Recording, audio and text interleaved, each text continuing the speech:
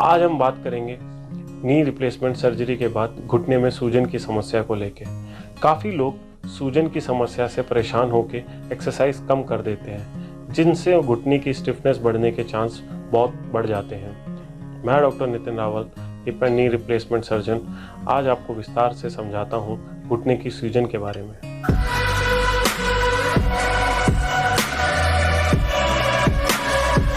घुटने में नी स्वेलिंग या सूजन कितने समय तक रहेगी, यह पेशेंट टू पेशेंट डिपेंड करता है। यह कुछ हफ्तों से कुछ महीनों तक नोटिस की जा सकती है। कुछ मुख्य कारण हैं घुटने की सूजन के, वो मैं आपको विस्तार से बताऊंगा। ये जरूरी है कि आप अपने ऑर्थोपेडिक सर्जन से डिस्कस करें इसकी सही ड्यूरेशन और इसके सही कारणों को जानने के लिए। कुछ मुख्य कारण जिनसे नी स्वेलिंग या घुटने में सूजन रहती है ऑपरेशन के बाद भी, मैं उसको थोड़ा सा डिटेल में बताता हूँ। पहला इंपॉर्टेंट पॉइंट है सर्जरी। दोस्तों, सर्जिकल प्रोसीजर जैसा कि नी रिप्लेसमेंट खुद ही एक सर्जिकल स्ट्रेस है, जिसमें सर्जरी के बाद घुटने में सूजन एक आम बात है। इसको हम एक नॉर्मल तरीके से देख सकते हैं। जैसा कि हम समझें कि जैसे आपको कोई इंसेक्ट बाइट होती है, यानी कि मॉस्किटो ने काट लिया हो, तो वो एरिया थोड़ी देर के लिए सूज जाता है। यही हमारा एक बॉडी का सेल्फ हीलिंग प्रोसेस है। सर्जरी के दौरान दिए हुए चीरा या इंसिजन के बाद भी हमारी बॉडी सेल्फ हीलिंग प्रोसेस में जाती है, और इसके टाइम भी हम लोगों को घुटने में सूजन देखने को मिलती है। दूसरा कारण है इन्फेक्शन। अगर आपके घुटने में कंटिन्यूस स्वेलिंग है, गर्म हो रहा है, रेडनेस हो रही है, एक्सरसाइज करते हुए सीवियर पेन है, अगर आपको बुखार की समस्या है, तो ये भी हो सकता है कि इन्फेक्शन की वजह से भी नी में स्वेलिंग है। इस टाइम पर आपको अपने ऑर्थोपेडिक सर्जन से इमीडिएटली कंसल्ट करा लेना चाहिए।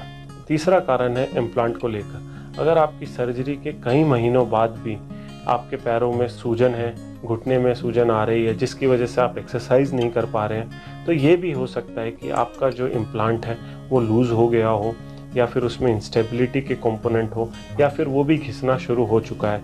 इस चीज़ के लिए अच्छे से प्रॉपर इवैल्यूएशन होना चाहिए, और आप ही का जो सर्जन या आप किसी ऑर्थोपेडिक सर्जन से डिस्कस करके उसका आगे का ट्रीटमेंट समझ सकते हैं। कारण होता है सॉफ्ट टिश्यू के इम्पिंजमेंट होने का।